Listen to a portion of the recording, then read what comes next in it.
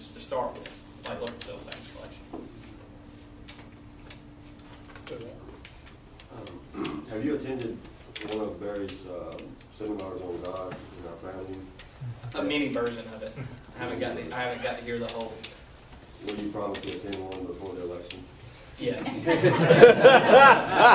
would love to. I would love to. This one? What I was interested in, sort of something on the tax line as well. As long as we're here, I was going to ask somebody individually, but if we're talking about this, what about introducing something like Wertz and Isaacson's fair tax on a statewide level? Because what I really get frustrated with is, and we need to include them and welcome the Hispanics that are here legally and whatever.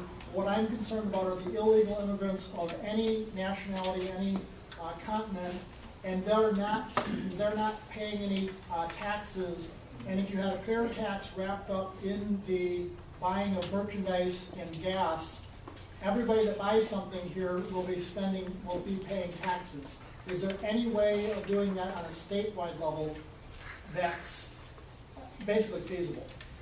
Yeah, I'm a big fan of the fair tax on the federal level. On the state level, I understand that there are some challenges, but I do believe that that a consumption-based tax is a fair tax. I don't know if it would take a hybrid. The concern, being on a local level, one thing that I know is that we are mandated to provide services. The school system is mandated to provide education. The county commission is mandated to provide court systems and indigent defense and police and fire, those kind of things. And so one of the things that is concerning at the local level is if there's a significant dip in consumer buying, then your revenue stream goes away. Now you have mandated services that you have to provide, and you can't cut into those deep enough that you're not able to provide them. And so a hybrid model where we are significantly less dependent on property taxes than we are right now, and a higher emphasis on consumption tax. I don't know if that has ever been evaluated, but something like that to me seems like it would be a fair way to deal with it. I think you're going to have some portion of property tax just to provide a stable base for local government to provide mandated services, but significantly smaller than it is now, and a greater focus on the consumption tax. Yes, sir. My concern is it looks more and more to me like we have the very system the founders explicitly warned us against. Mayor Rothschild said, "Let me issue a country's currency, and I don't care who writes the laws." What's going to happen when people realize that we the people don't owe this debt? Those plutocrats who created this fraudulent system, they owe the debt. Now, what I'm concerned about is how do we go about reinstating accountability? Because rhetoric about accountability that has nothing to back it up, it stands in judgment against any people who will talk the talk, but they don't live it. If there's not consequences for contriving trillions of dollars out of nothing more than a bookkeeping entry, that's treason. It's fraud. Well, that's what's going on, and they're doing it like, well, why do we care? We're not accountable to the law. So what's your question? My question is, what do we need to do to reinstate accountability?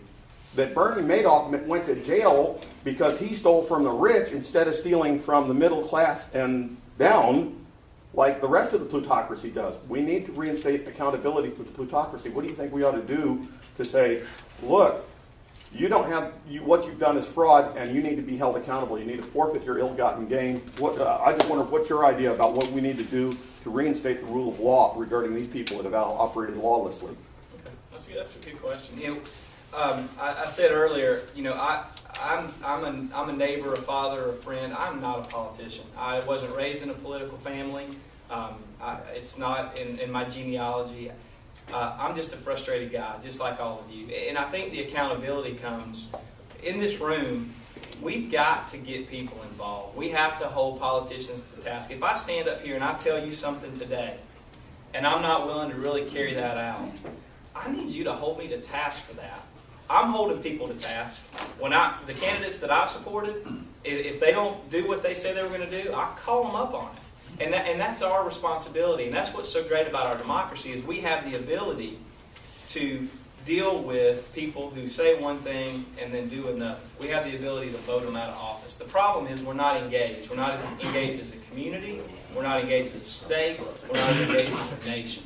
When I gave you those facts a while ago about voter turnout, that's the problem that we've got. We have got to hold people accountable. And we can't allow politicians, my wife and I think that there are 4 kinds of politicians. There are those that run for self-interest or special interest, those who have a diluted need for some sense of celebrity status, those who want to accomplish one thing, and so they'll run and get elected to deal with just that one thing, or there are people that just want to help.